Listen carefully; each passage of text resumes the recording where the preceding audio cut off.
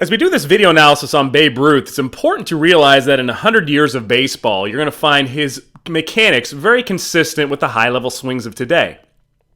The difference is that we have a little more technology at our fingertips where we become more efficient in the way that we can teach a high-level swing, but with Ruth's mechanics, you would find it extremely consistent with the top hitters in Major League Baseball right now.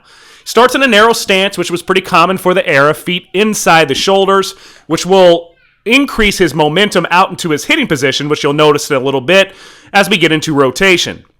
But he gets a tremendous coil into and around his rear hip as the back leg really starts to bottom out into the hip socket itself. So you're going to see as he works out, you'll see his hips continue to rotate around that rear femur as he walks out into his hitting position. This hip lead is very similar to what you'll see of pitchers today. As they lead out with their hip, the nose is behind his belly button. As he's riding out, he's increasing the coil around the backside. Watch his hand action. Hand action and stride action match up. Longer stride action here means a longer hand action.